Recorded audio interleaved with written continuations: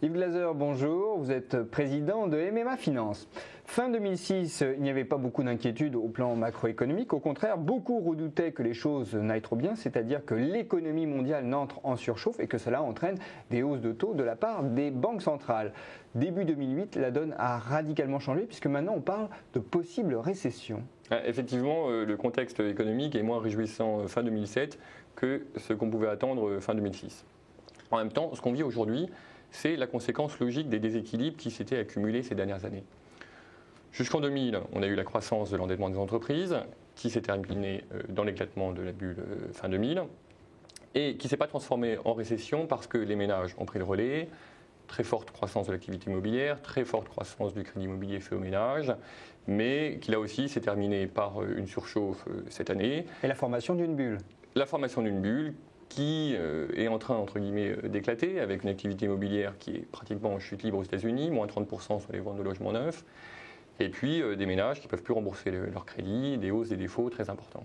Et ça a entraîné aussi une crise financière. Une crise financière directement pour les banques, directement parce qu'elles enregistrent des pertes sur les prêts qu'elles ont fait aux ménages, et indirectement puisqu'il y a une crise de confiance sur le système financier qui rend les conditions de refinancement des banques plus complexes et plus coûteuses. Donc le crédit se détériore, mais ça signifie aussi que le consommateur, et notamment le consommateur américain, qui a tiré la croissance mondiale en dépensant plus qu'il ne gagnait, va moins pouvoir soutenir la croissance aujourd'hui. Voilà, il a sans doute dépensé plus qu'il gagnait grâce à l'enrichissement qu'il avait sur son bien immobilier, et ça c'est un petit peu la fin. Donc il faut trouver un autre relais pour soutenir l'économie mondiale. Cet autre relais, on en a déjà beaucoup parlé, mais il continue. Ce sont les pays émergents. Voilà, c'est la dynamique des marchés émergents, dynamique qui se poursuit dans l'ensemble des zones, que ce soit en Asie, en Europe de l'Est, en Russie ou même en Amérique latine. Et ça entraîne notamment une flambée des matières premières. Voilà, s'il y a une flambée des matières premières, ce n'est pas la croissance des économies développées qui tire le pétrole vers le haut, qui tire le fret maritime vers le haut. C'est la croissance très forte de la demande en provenance des pays émergents. Mais est-ce que la vraie question tout de même concernant les pays émergents, ce n'est pas tant celle de la croissance, parce qu'on sait qu'elle est forte, mais plutôt de l'autonomie de cette croissance? Est-ce que cette croissance est ou non dépendante du cycle américain? Parce que si elle l'est, on peut s'inquiéter. Les signes qu'on a jusqu'à présent, c'est plutôt une autonomie de la croissance des pays émergents. Si vraiment la croissance des pays émergents était complètement dépendante de celle des États-Unis, avec ce qu'on a vécu aux États-Unis sur l'année 2007, on aurait déjà enregistré un début de ralentissement, notamment en Chine, qui est très tourné vers l'export. Or, la croissance économique chinoise reste solide, voire même en surchauffe. Donc il ne faut pas trop s'inquiéter de ce côté-là.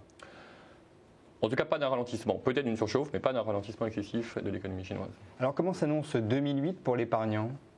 Alors pour 2008, c'est vrai que les marchés ont beaucoup monté ces dernières années, donc on pourrait se dire, est-ce que ce n'est pas le moment de sortir des marchés? Tout d'abord, il faut relativiser cette hausse des marchés. On n'a fait que suivre la progression des profits des entreprises et finalement les marchés restent valorisés peu cher comparé à ce qu'ils l'ont été historiquement. Ensuite, les entreprises continuent à verser des dividendes élevés. Et puis quand on regarde l'activité elle-même des entreprises, nous les entreprises qu'on rencontre en dehors du système financier, on l'a dit, qui souffraient de la crise sur le marché du subprime, eh ben, elles ont des perspectives qui sont favorables, elles sont tirées par le commerce international.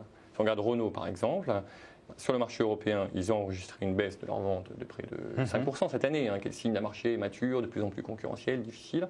Sur l'international, ils ont une croissance de leurs ventes de 15%. Donc on voit que l'activité des grandes entreprises qui sont bien positionnées à l'export reste bien orientée. La conclusion de tout ça, c'est qu'il faut rester investi dans les actions? À court terme, c'est sûr qu'on peut avoir des fluctuations, notamment tirées par éventuellement des nouvelles sur l'économie américaine qui ne vont pas être très bonnes sur le début 2008. Par contre, à moyen terme, les fondamentaux sont là pour soutenir les marchés. Yves Glaser, merci.